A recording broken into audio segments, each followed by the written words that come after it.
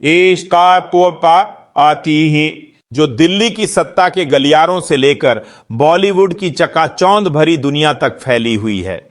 यह कहानी है एक ऐसी अफवाह की जो हाल ही में सोशल मीडिया पर आग की तरह फैली, एक ऐसी खबर जिसने हर किसी को चौंका दिया।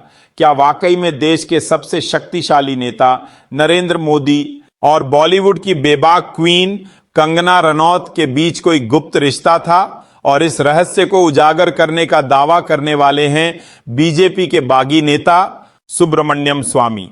लेकिन क्या यह सच है या सिर्फ एक सनसनीखेज अफवाह? आइए इस कहानी को शुरू से सुनते हैं। आज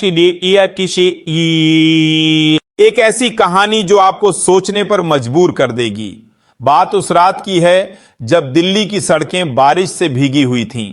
7 लोक कल्याण मार्ग, देश के प्रधानमंत्री का आधिकारिक निवास रात के सन्नाटे में डूबा हुआ था। लेकिन उस रात कुछ अलग था। गेट के बाहर काले रंग की एक एसयूवी रुकी। गाड़ी से उतरी एक महिला जिसका चेहरा स्कार्फ से ढका हुआ था। सुरक्षा कर्मियों ने बिना सवाल किए गेट खोल दिया, जैसे उन्हें पहले से ही इस आगंतुक की जानकारी थी।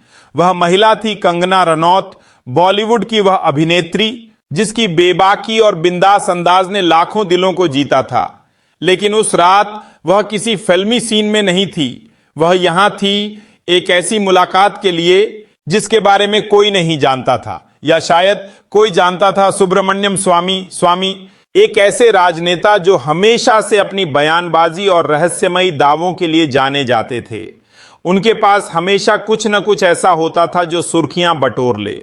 लेकिन इस बार उनका दावा था कुछ बड़ा, कुछ ऐसा जो देश की राजनीति और बॉलीवुड की दुनिया को हिला सकता था। जुलाई 2025 की एक सुबह दिल्ली के एक छोटे से कॉफी शॉप में सुब्रमण्यम स्वामी कुछ पत्रकारों से मिले। उनकी आंखों में एक चमक थी जैसे वह कोई बड़ा राज खोलने वाले हों। मैं आपको कुछ ऐसा बताने जा रहा हूं, उन्होंने धीमी आवाज में कहा, जो आपने पहले कभी नहीं सुना। पत्रकारों ने अपनी नोटबुक्स खोली, मोबाइल रिकॉर्डर ऑन किए और स्वामी ने शुरू किया। कंगना रनौत, जो आज मंडी से सांसद हैं, वह नरेंद्र मोदी की पसंदीदा थीं। उनकी मुलाकातें गुप्त थीं या कि गोदी की रात के अंधेरे में होती थीं। लेकिन अब कंगना को समझ आ रहा है कि सत्ता का रास्ता इतना आसान नहीं। पत्रकार हैरान थे। एक ने पूछा, स्वामी जी, आपके पास इस बात का कोई सबूत है? स्वामी मुस्कुराए और बोले, सबूत? मेरे पास सबूतों का पहाड़ है, लेकिन समय आने पर सब सामने आएगा। यह खबर जंगल की आग की तरह फैल गई।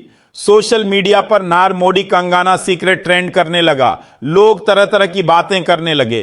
कोई कह रहा था कि यह स्वामी की राजनीतिक चाल है। जितना मिलना चाहिए शाह, जो हमेशा पर्दे के पीछे रहकर रणनीति बनाते थे, अब खुलकर सामने आना चाहते थे। कुछ कार्यकर्ताओं ने बताया कि शाह ने हाल ही में अपने करीबी नेताओं से कहा था, मैंने इस पार्टी को अपनी जिंदगी दी है, हर रणनीति, हर जीत में मेरा खून पसीना है। लेकिन लोग सिर्फ एक चेहरे को देखते हैं। ये शब्द सीधे तौर पर मोदी की ओर इशारा कर रहे थे, लेकिन कहानी में एक और किरदार था जिसने इस आग में घी डालने का काम किया। उत्तर प्रदेश के मुख्यमंत्री योगी आदित्यनाथ, योगी जो अपनी सख्त छवि और हिंदुत्व के एजेंडे के लिए जाने जाते हैं, अब बीजेपी के सबसे मजबूत नेताओं में से एक बन चुके थे। कुछ लोगों का मानना था कि शाह को डर था कि अगर वो चुप रहे तो भविष्य में योगी उनकी जगह ले सकते हैं। सोशल मीडिया पर वायरल एक पोस्ट में दावा किया गया था कि शाह और योगी के बीच भी तनातनी चल रही थी। एक पत्रकार ने लिखा, शाह को लगता है कि योगी अब बहुत ज्यादा पावरफुल हो रहे हैं। वो नहीं चाहते कि योगी 2029 में पीएम की रेस में आगे निकल जाएं। लेकिन क्या यह सच था या फिर यह सिर्फ एक चाल थी ताकि बीजेपी के अंदरूनी मतभेदों को हवा दी जाए? जब ये खबरें दिल्ली के सियासी गलियारों से निकलकर सोशल मीडिया तक पहुंची तो विपक्ष ने मौके का फायदा उठाना शुरू कर दिया। कांग्रेस और अन्य विपक्षी दलों ने सोशल मीडिया पर पोस्ट्स की बाढ़ ला दी।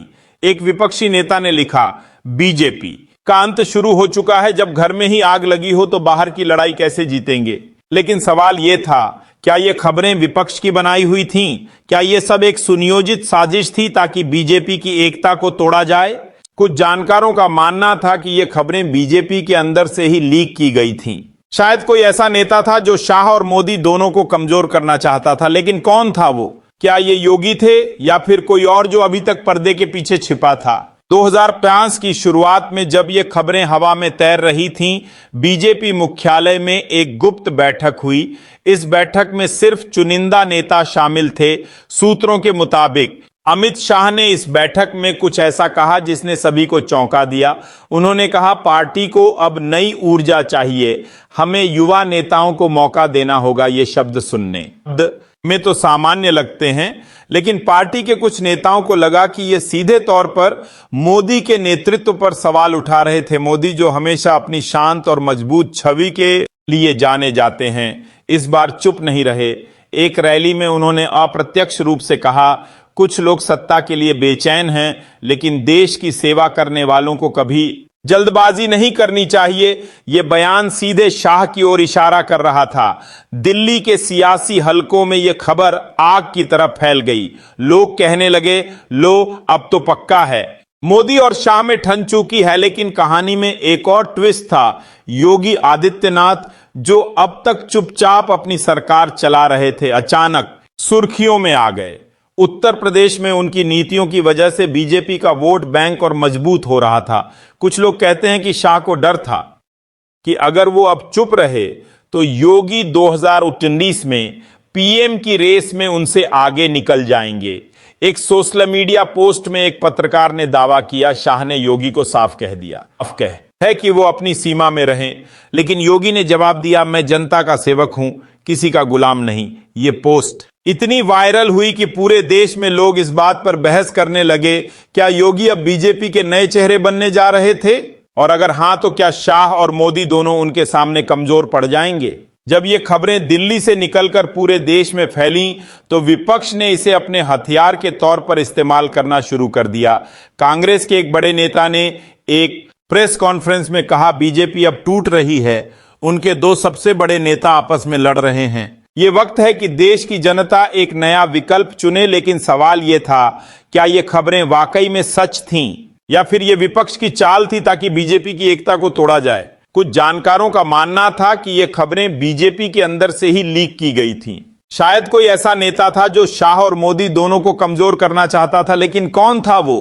क्या ये योगी थे या फिर कोई और जो अभी तक पर्दे के पीछे छिपा था? एक सीनियर पत्रकार ने सोशल मीडिया पर लिखा, यह सब एक बड़ी साजिश का हिस्सा है।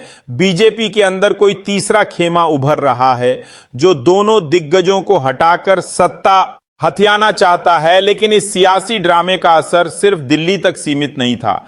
देश की जनता जो बीजेपी को इतने सालों से समर्थन दे रही थी, अब असमंजस में थी।